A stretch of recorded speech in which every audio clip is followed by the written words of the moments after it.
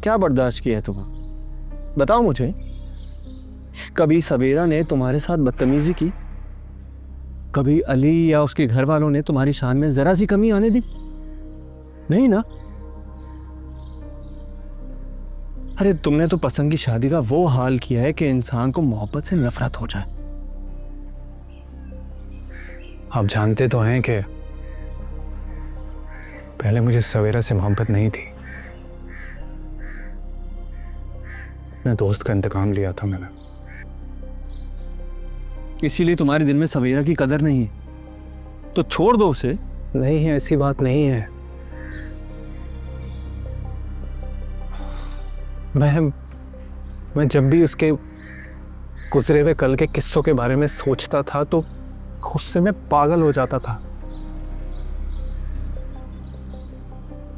कितने लड़कों को उसने पीछे लगाया हुआ था, कितने लड़कों से तोहफे लेना, रात भर फोन पर बातें करना, मुलाकातें करना। मैं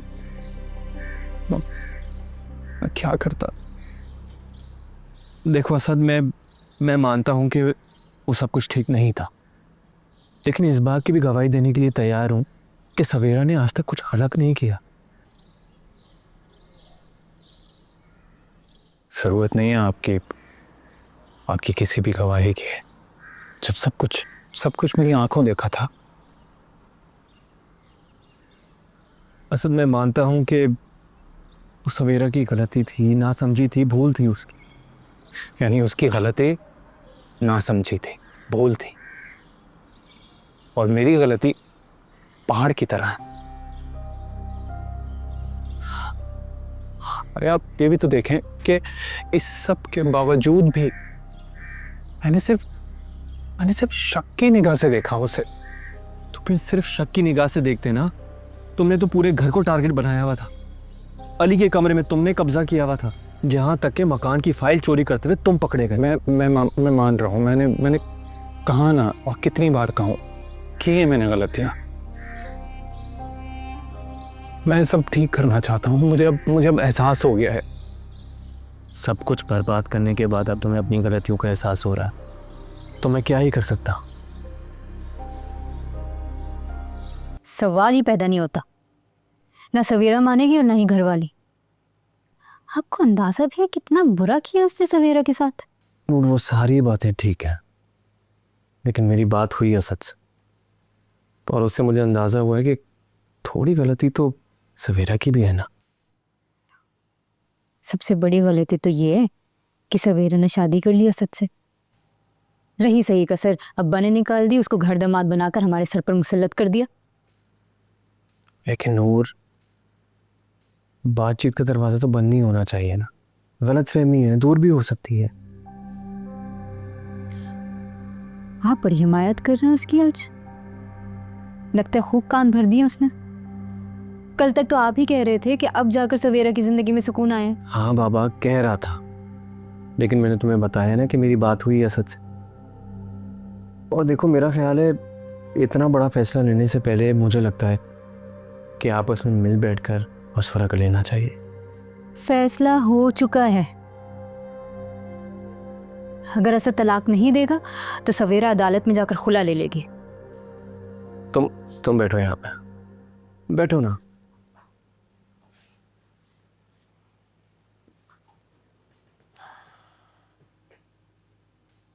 तलाक लेना बड़ा आसान काम होता है, मिनटों में हो जाती है, लेकिन उसके बाद जिंदगी बड़ी मुश्किल हो जाती। ऐसा कोई मसला नहीं होता, और अगर होता है तो ठीक हो जाते हैं। फिर एक बार तलाक का ठप्पा लग जाए ना, उसके बाद इंसान किरदार का सर्टिफिकेट गले में लेके घूमता रहे, फिर भी मोतबर नहीं कहलाता।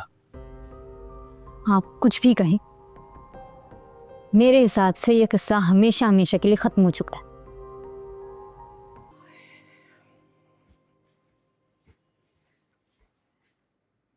यहाँ क्यों खड़ी हुई हो? आपने कमरे से बाहर आने पर पाबंदी लगाई थी, खिड़की पर खड़े होने पर तो नहीं। सादा जवाब नहीं मिल सकता मुझे कि क्यों खड़ी हुई हो यहाँ? फिर क्या करूं? अगर खिड़की पर खड़ा होना भी मना है तो बता दे मुझे। हर बात का जवाब है, हैं? क्या लेकर जा रही हैं? तुमसे मतलब? कमरे से बाहर मैं नहीं जा सकती, किचन में मैं नहीं दाखिल हो सकती, अब सवाल भी नहीं पूछ सकती। जिस बात से तुम्हारा कोई ताल्लुक नहीं शम्सा, उस बात के बारे में बात करके अपना और मेरा वक्त क्यों जाया कर रही हो? ये तो पूरी जिंदगी जाया हो गई है। हाँ तो किया किराया तुम्हारा है ना, तुम कसूरवार हो। चुप करके बैठो।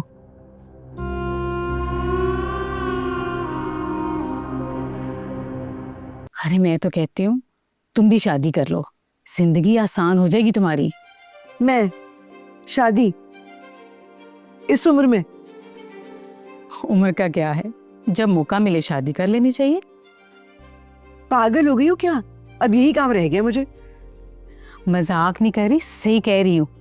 अब देखो ना, माशाल्लाह से सारा टाइम बन ठन के रहती हो तुम, कोई तो होना चाहिए ना जो तारीफ करे। अब कौन करेगा मेरी तारीफ, और मैं क्यों करवाऊंगी? अब ये ना कहो कौन तारीफ करेगा, सबसे बढ़कर तो वो है ना, कौन? अकरम। शमीम, दिमाग खराब हो गया तुम्हारा? जो मुंह में आ रहा है बोलती चली जा रही हो। फोटो मैं सही कह रही हूँ, तुम लोग शादी कर लो, तुम्हारी भी जिंदगी बन जाएगी और अकरम की भी। शादी ब्याह को खेल समझा हुआ है तुमने, तमाशा बनवाओगी? क्या कहेगी सारी दुनिया, बुढ़ा बुढ़ी पागल हो गए इस उम्र में? लोगों का क्या है, उन्होंने तो बातें करनी ही करनी। और तुम भी ना बहुत ज्यादा बातें करती हो, तुम्हारे दिमाग को ठंडा करने की जरूरत है। मैं फिर से कुछ ठंडा लेकर आती हूँ तुम्हारे लिए। मैं आ गई बिला वजह मुझसे ऐसी बातें करने के लिए आज। नूर ने खाना खा लिया? यखनी दे दी थी आपने उसको? शम्सा, नूर को क्या देना है और क्या नहीं देना मैं अच्छी तरह से जानती हूँ। अच्छा ठीक है, इतना भड़कने की क्या बात है इसमें, मैं तो बस पूछ रही थी। क्योंकि तुमसे बात करना मुश्किल है और तुमसे ना बात करना भी मुश्किल है।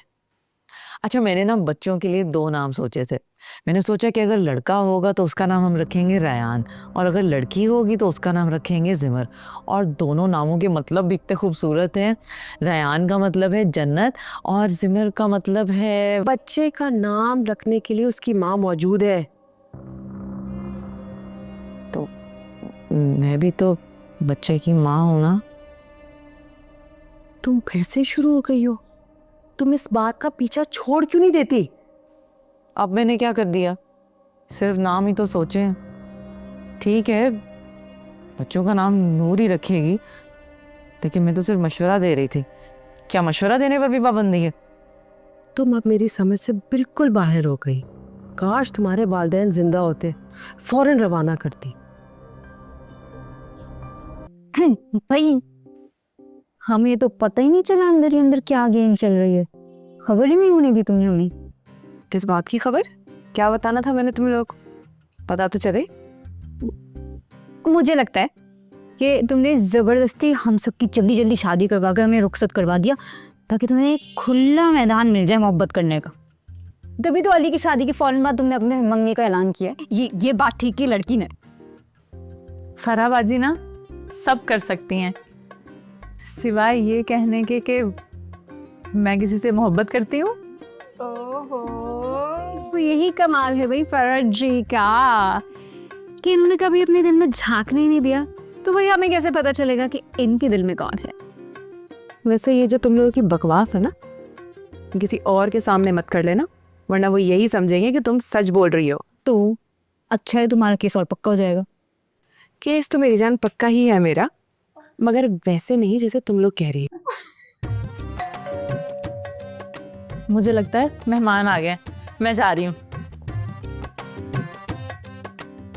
तो भाई क्या ख्याल है दुल्हा भाई का? कोई ख्याल नहीं है, फजूल हरकतें नहीं करो तुम दोनों। सोच लो। चाय आपने बनाई है? जी, अपने हाथों से बहुत प्यार से, सिर्फ आपके लिए। चुप हो जाओ तुम, कहीं सुन ना ले वो। वो नाम लेने से भी डर लग रहा है भाई। क्या मेरी जान निकली जा रही है टेंशन से, और तुम दोनों का मजाक ही नहीं खत्म हो रहा। कैसी टेंशन? कहाँ की टेंशन? बचपन से तो देखते आए हैं सफदर को। सफदर भाई, वरना परा को बुरा लग जाएगा। तुम दोनों यहाँ खड़ी बकवास करती रहो, काम काज की तो वैसे भी नहीं, मैं अकेली चली जाती। इतनी में क्या जल्दी है कि अकेली चली जाऊंगी? अच्छा एक बात तो बताओ, कि शुरू कब हुआ? पहले बात तुमने की या सफदर भाई ने? अब इतनी छुपी रस्तम निकली, दिल में क्या चल रहा है खबर ही नहीं होने दी। तुम दोनों वाकई चाहती हो ना कि कोई ये बकवास सुने तुम दोनों की और ये बात सच समझ ले, है ना? प्यार किया तो टूट रहना क्या? वाह वाह वाह वाह। अब आप दोनों की बदतमीजी खत्म हो गई हो तो तशरीफ ले जाओ। नहीं देखो, एक सेकंड है इधर। उम्र में बेशक आप हमसे बड़ी, लेकिन शादी के तजुर्बे में हम दोनों बड़े, तो हमारी सुननी होगी ना। हम आगे आगे जाएंगे और तुम हमारे पीछे पीछे आओगी। बिल्कुल बिल्कुल। और हाँ, नजरें नीचे, चेहरे पर हल्की सी मुस्कुराहट और बातें कम कम, ये चाहिए। एक बात तो उसको बताई नहीं, सादा मुस्कुरा कर देखने की जरूरत नहीं है, वरना सफदर भाई आज ही रुखसत करके ले जाएंगे।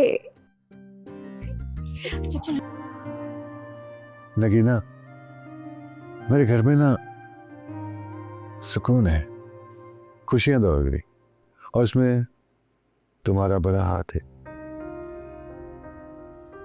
शुक्र अल्हम्दुलिल्लाह। सच पूछो नगीना, मुझे यूं लगने लगा था कि जैसे मेरा अल्लाह मुझसे नाराज हो गया। पहले नूर, फिर सवेरा, फिर अली, मुझे अपने बच्चों की तरफ से सुकून नहीं मिल रहा था। अकरम, अल्लाह कभी अपने बंदों से नाराज नहीं होता, बस कभी कभी आजमाइश लेता है खुद से करीब करने के लिए। अब से जो भी बनाओ सिर्फ अपने लिए बनाओ, नूर के लिए कुछ बनाने की जरूरत नहीं, तुम्हें कोशिश भी ना करना। जब से आपने मना किया है मैंने उसके लिए कुछ भी बनाना छोड़ दिया है। इंसान तुम पे कैसे भरोसा करे? इतना दिल दुखाया तुमने हमारा।